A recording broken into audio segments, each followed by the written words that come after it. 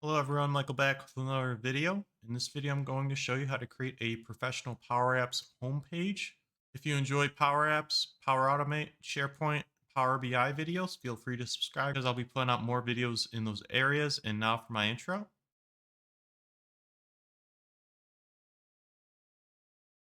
So to start, this is the homepage that I will be creating and will be showing you guys how to create from start to finish. Okay, so I'm going to go ahead and go to the Power Apps website. On this website, you're going to click on the apps in the top left-hand corner. I'm going to go to New App, and I'm going to start with a page design so I can get a blank page. Now I'm going to select a blank canvas. Okay, so we have a blank Power App right now. I'm going to go ahead and go to Settings. Going to go to Updates. I'm going to turn on Modern Controls and Themes. So turning these on, I'm able to use the more modern controls in Power Apps and also apply themes to my Power App. I'm going to go ahead and click on Close. I click on the triple dots on the left-hand side. I can click on Themes. You can give your Power App a theme, so you don't need to set the colors for everything. I'll just demonstrate that really quick for everybody. I have a button right here, and my current theme is the Power Apps one. Go ahead and click on Teams, you can see that the button changes and all the other components in my Power App will change to that color.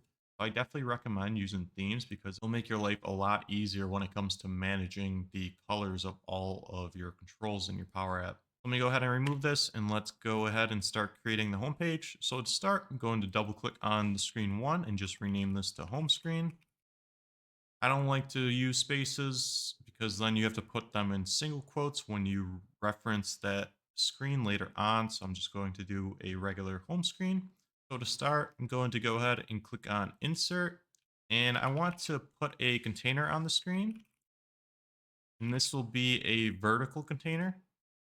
So what the container does is it allows you to place controls within that container. So if I went ahead and put a button here, since I have a vertical container, it will align all those vertically. So if I put another button in here, it's right underneath it. So this can help you kind of space out your Power App. So I'm going to set this position of this container to 0 for the X and 0 for the Y because I want it to start in the top left-hand corner. I'm going to put everything in this container. So for the width of this, I'm going to do parent.width.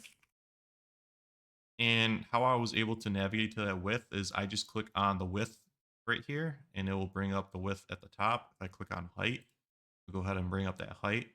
I'm going to adjust the height as well to parent.height.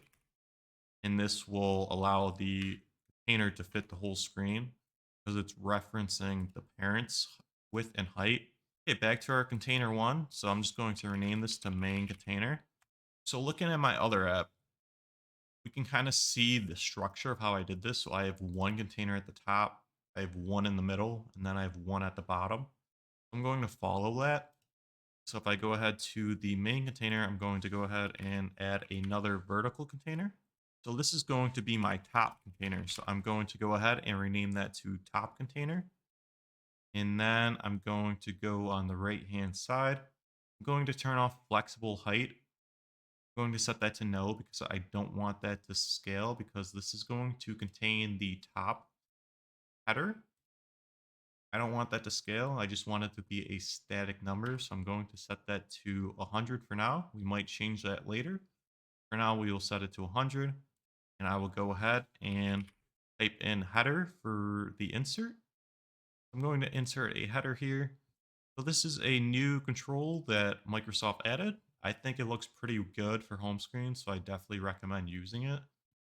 And you don't really have to do a lot of customization because it's all already in the role. So you can have a logo in the top left-hand corner. So if you want to have your company logo, you would insert the image. So you go to media, then you add the media, and then you would have to reference the in your header one, you would have to reference the logo to the picture name. I don't have a logo, so I'm going to turn that off on the right hand side. We have home screen, and then it shows the user profile picture, the top right hand side. If you don't want that, you can turn it off.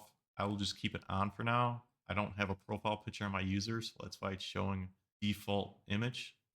Let's go ahead and give this a title at the top. So you can have whatever you want at the title. I like to say welcome to the Power App. So if you have a name for your Power App, you can go ahead and do that there. You want to show the username along with that title. So I'll go ahead and comment that top one out with 2 backslashes. So that's going to comment that whatever I wrote out, and I can insert whatever I want underneath it. So if I want to include the username along with the title, I can go ahead and write the concatenate function. I think I spelled that incorrectly, so I'm just going to do that. And I'll say welcome to the Power App. Make sure you have a space so we can add the username, and then it's going to be user parentheses, and I will do full name. And that should give you the user's full name that you can use. So you can see that it now changed to welcome to the Power App Michael Alex. If I comment this one out and just use the top one, it'll just say welcome to the Power App. I like to include the username along with it, so I will go ahead and do that. And then it looks like my header 1 height is only 75. I think 75 is a good height to have for this header at the top. I will go ahead and click on the left-hand side for top container. I want that top container to scale to whatever my header 1 height is. I will click on the height on the right-hand side, and that will bring up my height at the top. And I will go ahead and change that to header 1 dot height. So now you can see if I change this height, so let's say if I change the height of my header to 100, then that container also scales. So we'll set that back to 75. We'll leave it like that. I think it looks good. We'll go ahead and move on to the middle container. So if we navigate back to the left-hand side, we have main container and top container. I want to include another container in my main container for the middle container. Hopefully you're not getting lost with all these containers. I will go ahead and do another container. So for the middle one, we don't want to do a vertical one because they'll put everything on top of each other. I want to do a horizontal so I can have the user select whatever screen they want to go to. So if I go back to my other app, I can see that I have 3 boxes the user can select on, and that will take them to 3 different screens. And I kind of recommend doing that on the home screen. It's a nice layout. It's easy for the user to kind of know what's going on. So if I see this power up, oh, if I want to navigate to these screens, I'll just click on these icons or backgrounds, and it will take me to that whatever screen that is. Let me go back on the main container. I'll click on horizontal container, and I will just rename this to middle container. We have nothing in there right now. We'll leave everything the same for now, and I'll go ahead and add my containers within that middle container. So I will go ahead and add 3. Depending on how many screens your Power App has, you might have more than 3. I'll just start with 1, and then I will copy that container that I make. So I don't have to do the work 3 times. I'll just have to do it once and make some quick edits. I'll do container. So if I actually add these 3 containers right now, you can see it spaces that out in 3s. They're on top of each other, next to each other. So I will go ahead and keep these 3 containers on the screen. I will remove them once I finish the one, just so I can see visually how it looks. So let's go ahead and click on container 4. So this is the left-hand side container. I want to go ahead and add a rectangle. So the rectangle, you might be wondering, why am I adding a rectangle here? And that is because if the user clicks on this background here, I want it to navigate to that page. And within the container component, there's no on select. So if I select anywhere in this container, it's not going to go anywhere. So if I use a rectangle, the rectangle actually has an on select property. So if I click on that rectangle, it's going to take me to wherever my on select code tells it to. I will go ahead and make this rectangle 0 for the X property, 0 for the Y. I will do parent.width. And then I will do parent.height. And I don't want this blue. The blue is pretty ugly. I will go ahead and change the color of this rectangle. And to do that, I'm going to click on the color. It will take you to the fill at the top. I'll just do a nice like gray background. So that's going to be 245, 245, 245, and that will give me a little gray background. Okay, so let's go ahead and add our icon now. So you can feel free to choose whatever icon you want. I'm just going to go ahead and use the add document icon. So it places it anywhere in this container. So I'm not using a horizontal or vertical container for this one. I'm using a regular container, and that's because I want to include the rectangle. So the rectangle has to be behind everything. If I did the vertical or horizontal, we'll try to place the rectangle, next to each other. I want the rectangle to be in the background, so that's why I have to use a regular container. So if I go to the icon one, I want to place this in the middle. I will go ahead and click on the X, and I will go ahead and type my code. So this code to place it in the middle is going to be parent.width divided by 2. And then I will subtract self.width divided by 2. And the self references current control amount, so that's going to be the icon. And you can see that it's placed in the middle. So for the Y, I'm going to do the same, but use the height instead of the width. That is going to be parent.height divided by 2. Subtract. I'll do self.height divided by 2. Make sure those are in double quotes. Okay, so we can see that my icon is now in the middle. I want to make the icon a little bigger, so I'll go ahead and do 120 width by 120 height. And that looks pretty good to me. The size looks fine. Okay, so after I'm done with the icon, I want to go ahead and add a little label beneath that. Let me go to the container 4 that I'm currently working in. I'm going to add text. So it places the text at the top. That's fine. I'm going to go ahead and go to the right hand side. I'm going to go to the width, and I'm going to set this to parent.width. And then I'm going to change the X to 0, the Y to 0 for now. And then I'm going to set the align to center and the vertical align also to middle. So it places the text in the middle of that input control. So for the Y, I want this to be below my icon. So I'm going to click on the Y, and then I'm going to select icon1.height plus icon1.y. So now it places it right below that icon. And let's go ahead and make this height a little bigger. So I will do 48, and then I will set the font size to, let's say, 28. Actually, we'll do like 24. We'll make it bold. And I will go ahead and change this to add edit records. So in the text at the top, I'll just do add edit records. And let me change it to like semi-bold. I think that looks pretty good. I can change my on select for this background to go to another page. And that'll just be a navigate to, let me go ahead and create another page. So I can just say test. If I go to home screen, I click on the rectangle, on select. So if I click on navigate, I'll just go to test.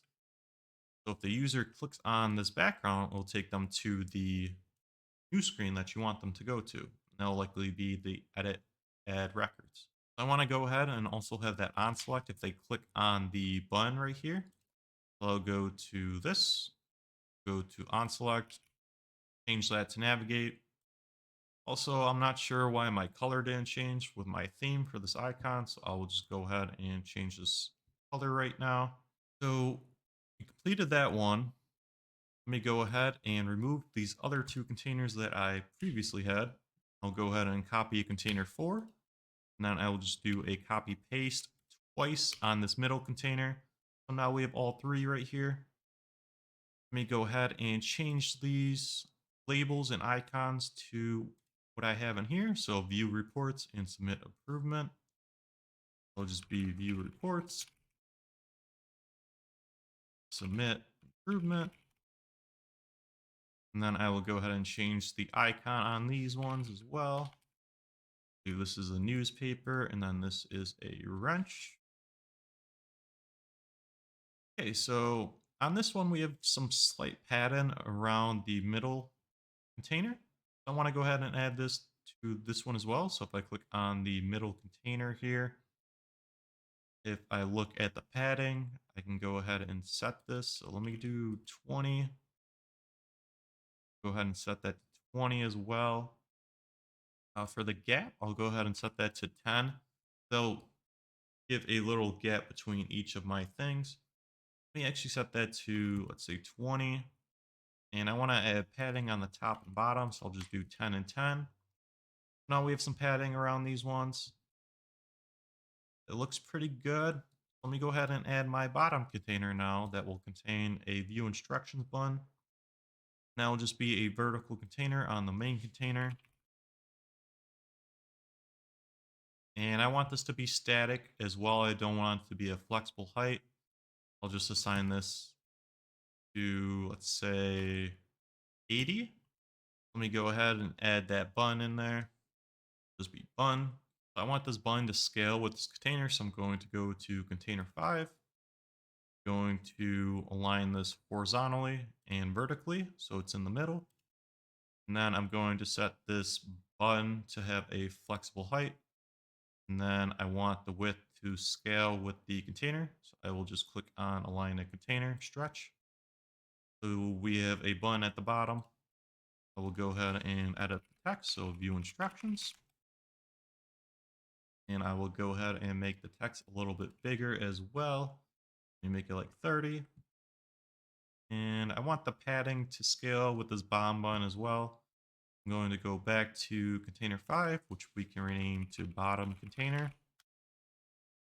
And let me go ahead and add padding to this.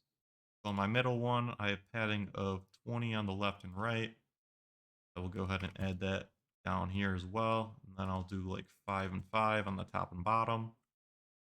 And then with these containers, if you have modern controls, it adds like these drop shadows automatically. I'm going to turn that off. I'm not really a big fan of the drop shadows on any of my containers. The home screen looks good, pretty much one to one. The padding's a little different on this one, but I'm going to show you another thing before we go. So this view instructions, if users click on this button, I want them to go to the Word document that has all the instructions, maybe an instructional video you can have the link to.